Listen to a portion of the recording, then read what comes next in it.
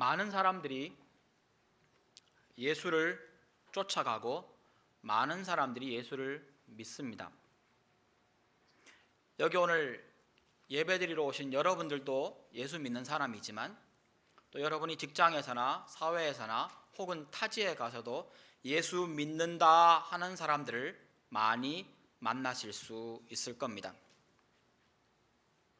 그런데 오늘 본문에 나오는 이 여인처럼 예수님이, 제가 저희 교회 설교할 때 자주 쓰는 표현입니다. 예수님이 대놓고 칭찬한 믿음은 찾기가 쉽지 않습니다. 내가 보기에 좋은 믿음은 있겠지만, 그러나 예수님이 직접 대놓고 네 믿음이 너를 구원하였다 라고 하는 이 칭찬, 이 놀라운 칭찬을 들은 사람은 성경에도 많지 않다는 겁니다. 34절을 보시면 너의 믿음이 너를 구원하였다 라고 말합니다. 너의 믿음이 너를 구원하였다. 이 말 속에 너의 믿음이 너의 병을 낫게 했다는 말과 함께 네가 가진 그 바른 믿음이 너에게 영원한 생명의 구원을 얻게 되었다라는 의미도 포함되어 있는 구원이라고 하는 단어입니다.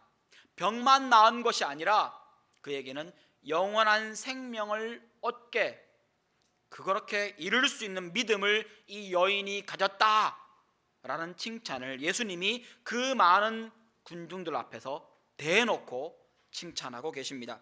32절을 보시면 심지어 예수님은 그 믿음으로 예수님의 옷자락을 만진 그 여인을 직접 보고 싶어 하십니다. 그냥 지나갔어도, 예수님은 그 자리를 그냥 지나갔어도 그 여인은 병이 나았을 것이고 그 여인은 예수님에 대한 신앙을 가졌겠지만 예수님은 가던 길을 멈추어 서서 직접 보고 싶어 하셨습니다. 그 여인을 말입니다. 예수님은 이 여인에게 직접 잘했다 칭찬해 주고 싶으셨고, 그러기 위해 이 여인을 보기를 원하셨습니다. 이 여인의 믿음은 성경에 나오는 많은 믿음들 중에서도 보석처럼 빛나는 믿음이라고 표현할 수 있을 겁니다. 오늘 본문을 통해서 내 믿음과 이 여인의 믿음을 한번 비교해 보시고, 내가 믿음 생활하고 신앙 생활하는데 혹 더 다듬어야 하고 더 해야 될 부분 무엇인가를 스스로 점검해 보시는 여러분들 되시면 좋겠습니다. 믿음은, 따라 하시겠습니다. 믿음은 주께 나아가는 것입니다. 네, 믿음은 주께 나아가는 것입니다. 히브리서 11장 6절 말씀에 보시면 참 유명한 말씀이 나와 있습니다. 믿음이 없이는 하나님을 기쁘시게 하지 못하나니 하나님께 나아가는 자는 반드시 그가 계신 것과 또한 그가 자기를 찾는 자들에게 상 주시는 이심을 믿어야 할지니라. 믿음은 하나님께 나아가는 것입니다. 히브리서 11장 6절에 말하는 것처럼 믿음이 없이는 하나님을 기쁘시게 할 수 없을 뿐 아니라 하나님께 나아가는 자는 반드시 믿음을 가지고 나아가야 하며, 믿음을 가지고 나아가는 그 행위 자체를 성경은 믿음이라는 단어로 표현하고 있습니다. 하나님을 만나기를 원하고, 하나님께 영광 돌리기를 원하고, 하나님께 인정받기를 원하고, 하나님과 교제하기를 원하고, 하나님께 예배 드리기를 원하는 그 누구라도 믿음으로 하나님 앞에 나아가야만 합니다. 여기에는 예외가 없습니다. 특별히 오늘 헌신 예배를 드리는 여전도회 회원들과 또 임원 되신 여러분이 여전도회를 위해서 가장 중요하게 생각하셔야 할 일이 바로 주께 나아가는 겁니다. 나도 주께 나아가야 하는 것이고 다른 사람도 주께 나아갈 수 있도록 도와주셔야 합니다. 나만 신앙생활 잘하는 것이 아니라 나도 주께 믿음으로 나아갈 뿐 아니라 다른 사람도 주께 나아갈 수 있도록 여러분들 비전으로 갖고 계신 전도하며 제자되는 교회, 그 의미가 바로 이 의미가 아니겠습니까? 그런 우리에게 이 여인의 믿음이 우리에게 좋은 모델이 될 수 있을 겁니다. 이 여인이 보여준 이 믿음을 첫 번째 우리가 생각해 봐야 될 부분은, 믿음은 현실을 딛고 주께 가는 겁니다. 따라 하시겠습니다. 믿음은 현실을 딛고 주께 가는 것입니다. 믿음은 지금 여기 내가 발을 디디고 있는 여기에서부터 시작합니다. 여기에서부터 출발해서 주께 나아가는 겁니다. 어디에서 출발했는가는 중요하지 않습니다. 주께 나아가는 것이 중요합니다. 그러기에 내가 서 있는 여기, 그것을 현실이라는 말로 짧게 표현할 수 있을 것 같습니다. 특별히 오늘 본문 말씀이 나오는 이 여인이 서 있는 현실은 절망과 실패의 현실이었습니다. 믿음은 절망과 실패의 현실에서 출발하여서 주께 나아가는 겁니다. 이 여인의 절망과 실패의 현실을 오늘 본문의 25절에 보시면 12년 동안 혈루증을 앓았답니다. 율법에 따르면 이 여인 같은 피에 관련된 질병이나 이런 일들은 거주지 밖으로, 동네 밖으로 나가서 지내야 하는 일입니다. 예배도 못 드립니다. 이 여인이 12년 동안 동네 밖에 나가서 살았다는 이야기입니다. 이 여인이 12년 동안 예배를 한 번도 드리지 못했다는 이야기입니다. 이 젊은 여인의 모든 것을 송두리째 앗아간 겁니다. 10대 후반으로부터 이 병이 생겼다면 지금 나이가 30대가 됐을 겁니다. 그 당시 30대 중반쯤 되면, 지금 이 시대가 좀 다르기 때문에 그 당시에 30대 중반쯤 되면 빠르면 손주를 볼 수도 있는 나이였습니다. 그런데 이런 것들을 고려한다면 이 여인은 그 모든 인생의 중요한 시기를 마을로부터 쫓겨나 밖에서 살았다는 겁니다. 가정을 가져볼 기회가 없었을지도 모릅니다. 혹 이 여인이 결혼하고 난 다음에 이 병이 생겼다면 자녀와 남편을 두고 혼자 나가서 살았을 겁니다. 동네 밖에서 나가서 삽니다. 내 아이가 자라는 모습을 12년 동안 못 봤다는 겁니다. 여러분, 그 고통을 한번 상상해 보십시오. 12년이 지나고 나니 내 자식이 나를 알아보지 못합니다. 내 소중한 아이들의 자라는 모습을 나는 볼 수도 없었습니다. 내 손으로 먹이지도 입히지도 못한 겁니다. 그 당시 문화를 고려한다면 이 여인은 아마도 12년 뒤에 돌아왔어도 이혼당했을 가능성이 높습니다. 26절에 보시면 이 여인은 많은 의사를 만났습니다. 그냥 가만히 쓴 게 아닙니다. 수많은 의사를 만났고 치료를 시도했지만 괴로움만 많았다라고 기록합니다.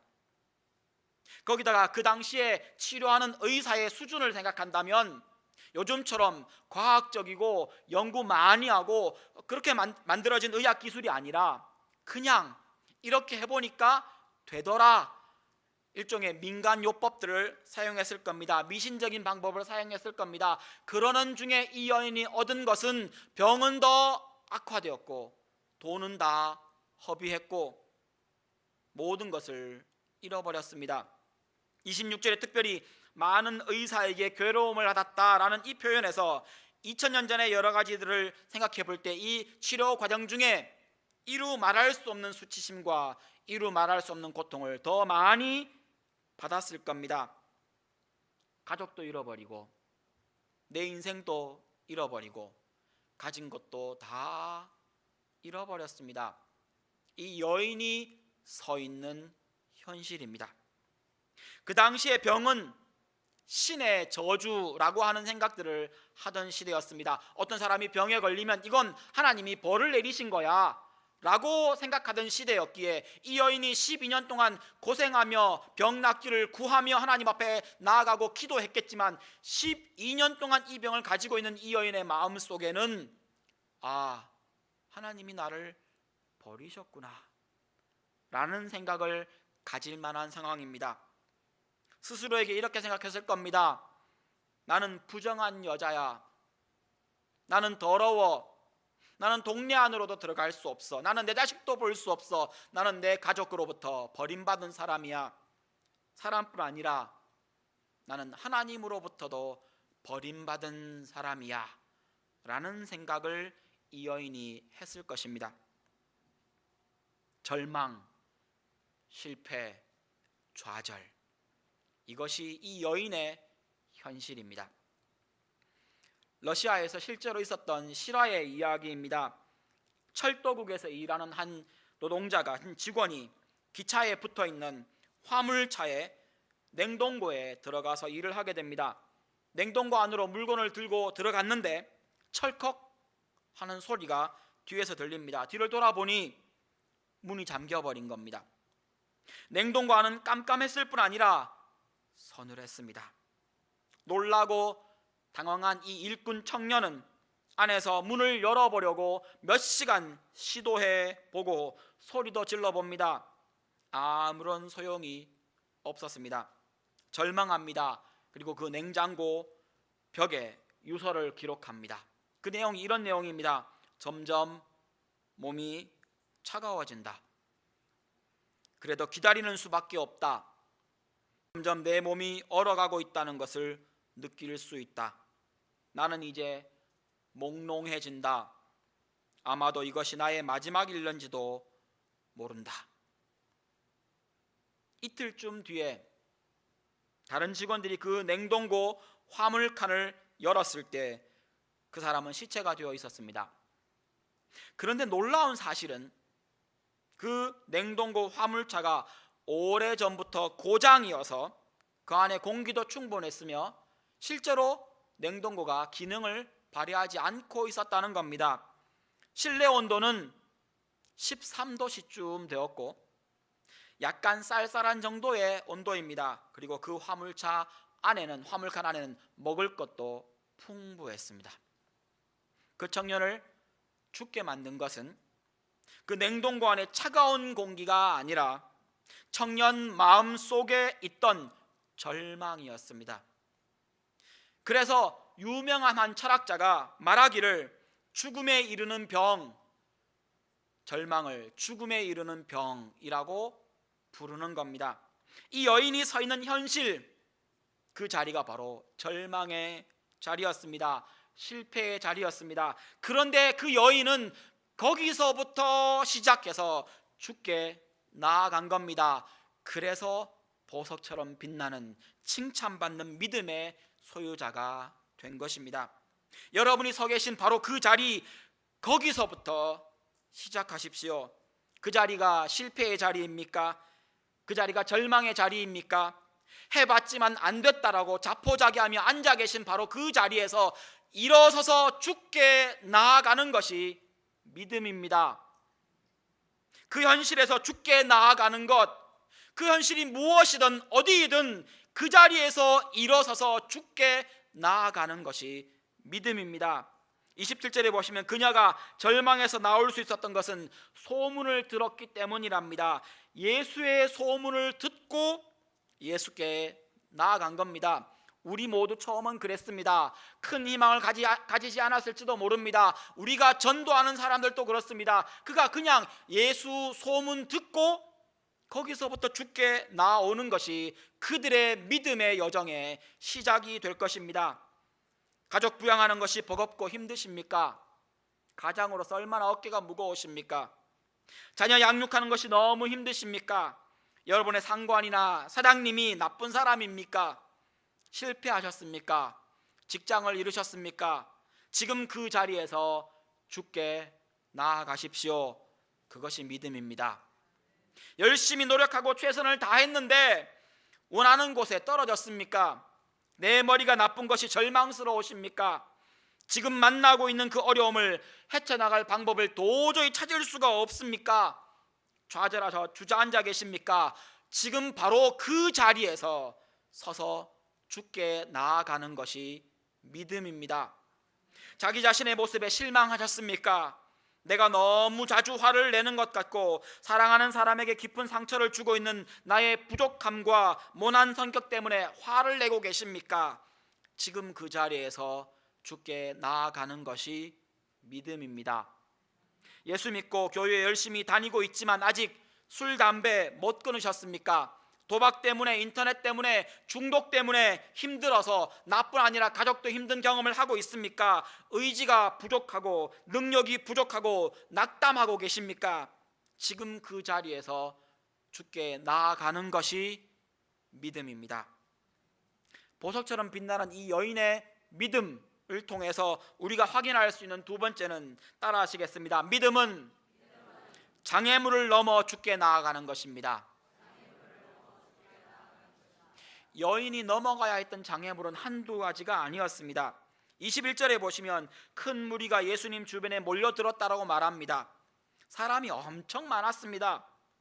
12년 동안 혈류병으로 온갖 어려움을 겪었던 이 여인은 피가, 그 당시의 문화적인 배경을 생각한다면 이 여인의 몸에는 피와 먼지로 그 옷이 검어졌을 겁니다. 속옷도 제대로 없던 시대였습니다. 2000년 전입니다.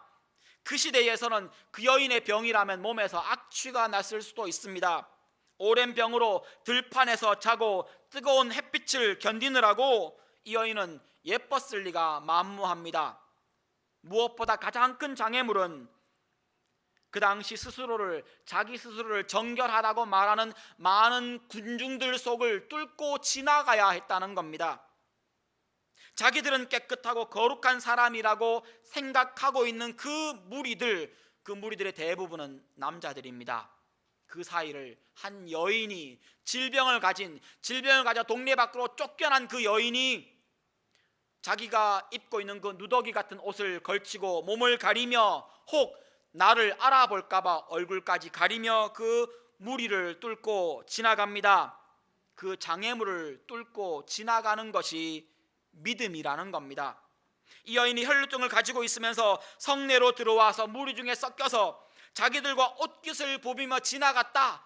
혹 누구 한 사람이라도 그 여인이 혈루병이 있는 사람이라는 것을 확인하는 순간 이 부정한 여인이 감히 성내로 들어왔고 이 부정한 여인이 내 몸에 부비고 지나갔다라는 것 하나만으로도 돌을 맞아 죽을 수도 있는 상황이었습니다. 여인은 지금 그냥 무리를 뚫고 지나간 것이 아니라 목숨을 건 겁니다. 사회적인 편견과 율법의 장애물을 넘어서 그 남자 무리들의 장애물을 지나서 심지어는 권위와 생명 앞을 지나갑니다. 오늘 본문 말씀 22절에 보시면 회당장 야이로라는 사람이 등장합니다. 이 사람은 그 당시에, 우리로 표현하면 그 당시에 갑입니다. 갑. 이 여인에 비하면 모든 것을 가진 사람입니다. 일단은 남자입니다. 회당장이라면 명예와 부를 가진 사람입니다. 모든 사람이 회당장을 보면 고개 숙여 인사합니다. 회당장이 예수님 앞에 나왔을 때도 그 많은 무리들이 길을 비켜 주었을 겁니다. 회당장이니까요. 그 회당장이 예수 앞에 엎드립니다. 23절 말씀에 딸이 아프답니다. 그래서 예수님께 도움을 청합니다. 이 믿음을 가진 회당장, 그가 나와서 예수님 앞에 청합니다. 내 딸에게 손을 얹어 주십시오. 24절 말씀에 큰 무리가 갑니다. 예수님이 그 아이를 살리기 위해 움직이십니다. 그 회당장의 말 한마디에 예수님도 흔쾌히 살리러 가십니다. 모든 무리가 애워쌌습니다. 이제 이 여인의 목표인 예수님은 움직이기 시작했습니다. 움직이는 목표를 향해 이 여인의 발걸음은 더 조급해집니다. 30절 말씀에 그런데 예수님은 갑자기 누가 나를 만졌답니다. 옆에 있는 회당장 야이로가 자기의 죽어가는 딸을 생각하면서 초조한 눈빛으로 예수님을 쳐다봤을 겁니다. 예수님은 이 많은 무리들 중에 누가 내 옷을 만졌느냐고 묻습니다. 정황으로 볼 때 이 야이로의 마음이 어땠겠습니까? 내 딸 죽어가고 있는데 예수님이 기껏 가던 길을 멈춰서 묻는 말이 누가 내 옷 만졌느냐라는 겁니다. 혹 제가 예수님 옷 만졌습니다라고 누군가 나서면 야이로의 입장이라면 여러분은 안 그렇겠습니까? 저라면 그 사람 뺨을 때렸을 것 같습니다. 네가 예수님 옷 잡는 바람에 내 딸아이가 죽어가는데 예수님이 그 발걸음을 멈추었다 라고 원망을 딱 받기 좋은 상황입니다. 31절에 제자들의 마음은 더합니다. 제자들이 대답합니다. 이렇게 사람이 많은데 서로 밀고 밀리는 것이 당연한데 그깟 옷 좀 잡았다고 예수님 누군지 찾으십니까? 예수님, 중요한 건 야이로의 딸 살리는 겁니다 라고 말합니다. 이 제자들의 생각은 지금 이 시대의 우리들의 생각을 반영해 줍니다. 우리들은 이것이 더 중요하고 저것이 더 중요하다라고 생각합니다. 내가 생각하는 중요한 것이 어떤 일 때문에 방해받으면 우리는 화냅니다. 그 사람을 공격합니다. 믿음으로 주께 나아갈 때에도 이러한 일이 생긴다는 겁니다. 여러분이 예수님께 나아갔는데 아무런 장애물이 없기를 기대하는 것이 정말로 맞는 것이겠습니까? 이 여인이 예수님을 만나러 가기 위해 그 수많은 장애물을 만났던 것처럼 여러분도 믿음으로 출발해서 그 현실에서 하나님 앞으로 나아가며 예수를 만나러 가는 그 여정 앞에 장애물이 없다라는 것을 기대하는 것이 그게 바른 믿음이겠습니까? 아니요. 우리의 믿음의 여정 앞에 주께 나아가는 그 길에는 수없는 장애물이 있을 겁니다. 사람들의 편견이 장애물이 될 것이며 사람들의 종교가 장애물이 될 것이며 심지어는 여러분 자신이 장애물이 될 수도 있습니다. 예수 만나러 가야 하는데 여러분의 가족이 장애물입니까? 지혜를 구하며 넘어가십시오. 그것이 믿음입니다. 예수께 나아가는데 나의 게으름과 나의 욕심과 나의 나태함이 장애물입니까? 기도하며 뚫고 나가셔야 합니다. 그것이 믿음입니다. 예수께 나아가는데 목숨을 걸어야 합니까? 네, 목숨을 거십시오. 그것이 믿음입니다. 이미 신앙생활하고 있는 우리들이라고 예수께 나아가는 길이 탄탄대로만 있을 것이라고 기대하는 것이 얼마나 잘못된 생각이겠습니까? 예수를 따라가고 주를 만나러 가는 그 길에 항상 장애물이 있을 겁니다.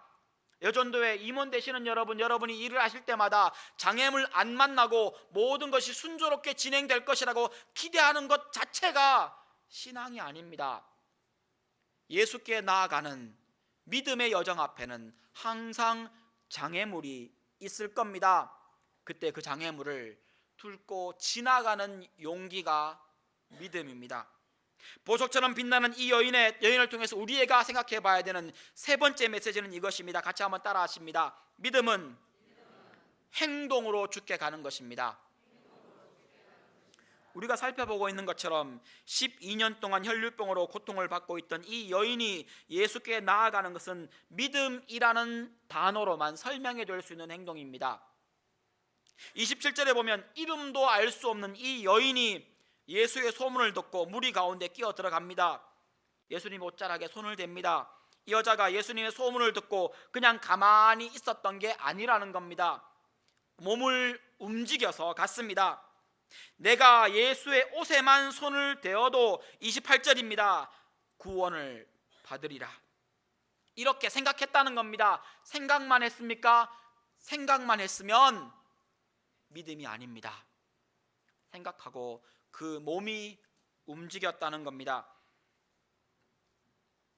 세상에 처음부터 의심 없이 믿는 사람이 몇이나 있겠습니까?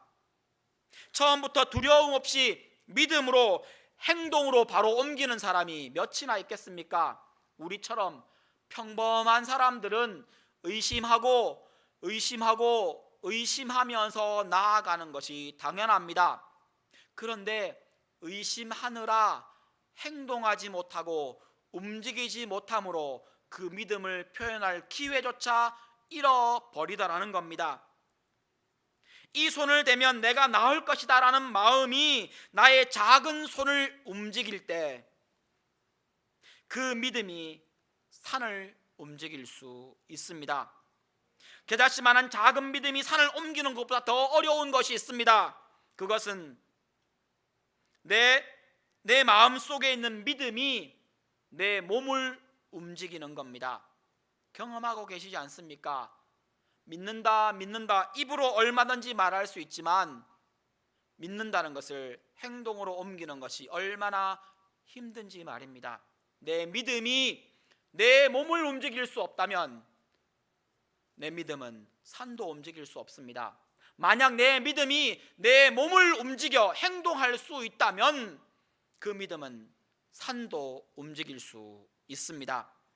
마태복음 7장 21절 말씀이 예수님이 하시는 말씀을 한번 들어보십시오. 나더러 주여 주여 하는 자마다 다 천국에 들어갈 것이 아니요 다만 하늘에 계신 내 아버지의 뜻대로 행하는 자라야 들어가리라. 이 부분에서 행하는 자라야, 아버지 뜻대로 행하는 자라야 들어가리라, 이 부분을, 이 문구를 기억해 두십시오. 예수님이 그 뒤에 이런 충격적인 말씀을 더하십니다. 22절 말씀에, 마태복음 7장 22절입니다. 그날에 많은 사람이 나더러 이르되 주여 주여 우리가 주의 이름으로 선지자 노릇하며 주의 이름으로 귀신을 쫓아내며 주의 이름으로 많은 권능을 행하지 아니하였나이까 하리니, 이어지는 23절입니다. 그때 내가 그들에게 밝히 말하되 내가 너희를 도무지 알지 못하니 불법을 행하는 자들아 내게서 떠나가라. 무슨 말입니까? 믿음이 일하는 것이 아니라 믿음이 나를 말씀 앞에 순종하도록 이끌지 못하면 그 믿음이 아니라는 말입니다. 행동하는 믿음은 일하라는 것이 아닙니다. 여전도회에서 여러분, 임원 되신 여러분, 여전도회 회원 여러분, 일하지 마시고 순종하십시오. 우리의 믿음은 행동으로 주께 나아가는 것이라고 한다면 이 행동은 일이 아니라 믿음입니다. 순종입니다. 내 몸을 움직여 하나님 말씀 앞에 나를 쳐서 복종시키는 것, 그것이 행동하는 믿음입니다. 이 얘기가 여기만 나오느냐고요? 아니요, 성경 전체에서 우리에게 가르쳐주는 말입니다. 그 유명한 사랑장에 이런 구절이 있습니다. 고린도전서 13장 2절입니다. 내가 예언하는 능력이 있어 모든 비밀과 모든 지식을 알고 또 산을 옮길 만한 믿음이 있을지라도 사랑이 없으면 아무것도 아니요. 바로 이 말씀이 우리가 생각하고 있는 믿음은 행동하는 것이라는 것의 표현입니다. 이어지는 말입니다. 13장 3절입니다. 내가 내게 있는 모든 것으로 구제하고 내 몸을 불사르게 내줄지라도 사랑이 없으면 아무 유익이 없느니라. 무슨 말입니까? 믿음을 가지고 하나님 말씀에 순종하는 것이 아니라 내일 하면 나의 일을 하면, 내 명성을 위해 일하면, 내 업적을 위해 일하면, 일하느라고 하나님 말씀 순종하는 것을 놓쳐버리면 아무것도 아니라는 겁니다. 믿음은 행동하는 겁니다. 그 행동은 순종하는 겁니다. 본문 말씀 29절을 보십시오. 여인은 자기 몸에서 병이 나은 것을 깨달을 수 있었습니다. 그때 예수님이 30절 말씀에 이 여인을 보기 위해서 아이의 생명을 구하라고 하는 그 급박한 발걸음을 멈추십니다. 뒤를 돌아보시면서 누가 내 옷을 만졌느냐라고 물으십니다. 제자들에 의해서 제자들은 의아해하며 무슨 일이냐고 반문하지만 32절 말씀에 예수님은 이 여자를 직접 보려고 몸을 돌려 찾으십니다. 우리가 알고 있듯이 예수님은 누가 옷을 만졌는지 알고 계셨을 겁니다. 뒤돌아보며 그 인을 콕 찍어 불러낼 수 있었을 겁니다. 예수님이 몰라서가 아닙니다.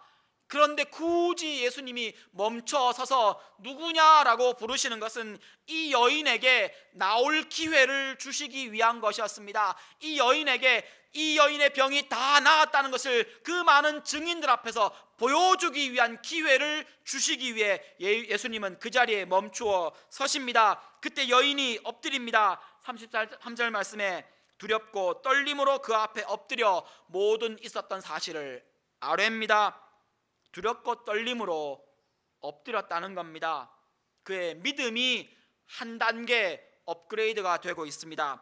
처음에는 이 여인이 이 옷자락만 만지면 내 병이 나을 거야, 자기의 필요를 위한 믿음으로 주께 나아갔지만 예수님이 자기가 옷자락을 만진 것을 아는 순간, 이분은 그냥 병만 고치는 분이 아니라 모든 것을 아시는 하나님이시구나 라는 것을 그가 알았고, 그러기에 두렵고 떨림으로 그 앞에 엎드린 것입니다.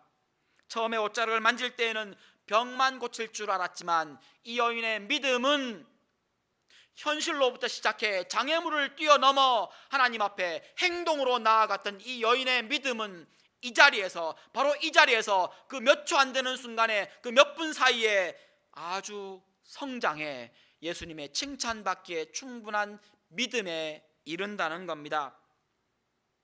말씀을 마무리합니다. 예수님이 인정하신 그 보석처럼 빛나는 이 여인의 믿음은 주께 나아가는 것입니다. 믿음은 현실을 딛고 내가 지금 있는 이 자리에서부터 주께 나아가는 겁니다. 상황은 바뀌지 않을 겁니다. 여러분이 기대하는 것처럼 상황은 바뀌지 않을 겁니다.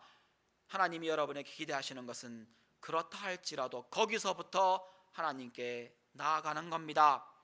믿음은 오늘 말씀에서처럼 장애물을 넘어 주께 나아가는 겁니다. 내가 가는 앞길 위에 내 신앙을 방해하는, 내가 주께 나아가는 수많은 장애물을 만나실 겁니다. 만나야만 할 겁니다.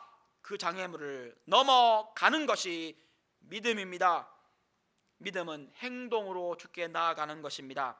오늘 본문 말씀 34절에 보면 우리가 현실을 딛고 장애물을 넘어 몸으로, 행동으로 순종하며 주께 나아갔을 때 예수님이 해주시는 말씀입니다. 예수께서 이르시되 따라 너의 믿음이 너를 구원하였으니 평안히 가라. 너의 병에서 놓여 건강할지어다. 예수님은 이 모든 사실을 확인시켜 주십니다. 병 나은 것이 먼저가 아니라 네가 구원에 이르렀다. 내가 누구인지를 알았으므로, 두렵고 떨림으로 내 앞에 엎드렸으므로 그 믿음이 너를 구원하였고, 너의 믿음, 현실로부터 출발하여 내게 나온 그 믿음이 너를 낫게 하였고 이제 건강할 것이다. 하나님께 나아오실 때 처음부터 너무 잘 갖추어서 오려고 하지 마십시오. 여러분이 전도하실 때도 똑같습니다. 하나님 앞에 나아오시는 것 자체만으로도 충분히 괜찮습니다. 예전도의 회원 여러분, 임원 여러분, 모든 것을 완벽하게 갖추지 않았더라도 더 중요한 것은 믿음으로 주께 나아가는 겁니다. 나만 나가는 것이 아니라 같이 도와서 같이 나아가는 겁니다. 처음부터 유창하게 기도 잘하지 못하는 자신을 부끄러워하지 마십시오. 성경에 나오는 아주 기초적이라고 여겨지는 것에 대해서 질문하는 것을 민망해하지 마십시오. 괜찮습니다. 예수를 처음부터 주로 고백하지 못하고 급박한 병을 고치기 위해 처음 교회에 나오셨다고, 처음 기도했다고 부끄러워하지 마십시오. 모든 사람은 다 처음에 그렇게 시작하며 주께 나아갑니다. 미신적이어도 괜찮습니다. 모험적이어도 괜찮습니다. 그렇게라도 주께 나아오면 예수 만날 기회를 얻을 수 있기 때문입니다. 담배 안 끊어도 됩니다. 술 안 끊어도 됩니다. 혹 여러분 중에 동성애 성향이 있어도 괜찮습니다. 교회에 오게 하십시오. 와서 예수를 만나면 다 해결될 수 있습니다. 그들에게도 예수가 필요하며 내게도 예수가 필요합니다. 간절한 소망과 긴급한 이유 때문에 이기적인 마음으로 기도한다고 죄책감 느끼지 마십시오. 어차피 우리는 부족한 사람들이고 어차피 우리는 하나님 앞에 달라고 밖에 할 수 없는 사람들입니다. 그러나 우리의 믿음은 주께 나아가는 것을 멈추면 그 순간 우리의 믿음은 멎어버립니다. 예전도회를 섬기며 일하라고 하지 마시고 일하려고 하지 마시고 믿음으로 주께 나아가려고 하십시오. 일하려고 하지 마시고 순종하려고 하십시오. 믿음은 일이 아니라 순종이기 때문입니다. 믿음은 주께 나아가는 것이기 때문입니다. 사랑하는 성도 여러분, 하나님께서 여러분에게 기회 주고 계실 때에 지금 그 자리에서 일어나 주께 나아가십시오. 여러분이 과거에 무엇을 하셨든 어떤 실수를 저질렀든 지금 주께 나아가는 그것이 여러분의 믿음으로 평가가 될 것입니다.